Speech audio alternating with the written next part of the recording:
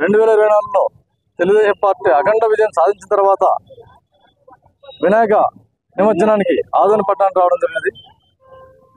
వాస్తవంగా కుల మతాలకు అతీతంగా, ఎందుకంటే ఆదోని సెన్సిటివ్ ప్రాంతమైనా కూడా అన్ని కులాల వాళ్ళు హిందూ ముస్లిం భావి అంటూ ఈ నిమజ్జనోత్సవంలో బ్రహ్మాండంగా పాల్గొన్నారు. అందుకు అందరికీ నేను కృతజ్ఞతలు తెలియజేస్తున్నాను. ముఖ్యంగా నేను చెప్పేది ఏమంటే, ఈ ఆదోని పట్టణం మత సామరస్యంగా ఎటువంటి అల్లర్లు జరగకుండా ఈ పండుగను ఘనంగా జరుపుకున్నందుకు అందరికీ మరొకసారి ధన్యవాదాలు తెలియజేస్తాను. నిమజ్జనం అయిపోయే వరకు ప్రజలందరూ దీనికి సహకరించి ఈ నిమజ్జనోత్సవాన్ని విజయవంతంగా పూర్తి చేయాలని చెప్పేసి కోరుతున్నాను. అలాగే ఈ 2024 తెలుగుదేశం పార్టీ వచ్చిన తర్వాత రాష్ట్రం సుభిక్షంగా ఉంటూ అందులో భాగంగా మా కర్నూలు జిల్లాలో ఈ ఆదోని రకరకాలుగా అభివృద్ధి చేయడానికి మీనాక్షి అన్న గారి ఆధ్వర్యంలో అన్ని రకాలుగా మేము గగనపత్రమే ఉన్నామని చెప్పేసి తెలియజేస్తూ సెలవు తీసుకుంటాను.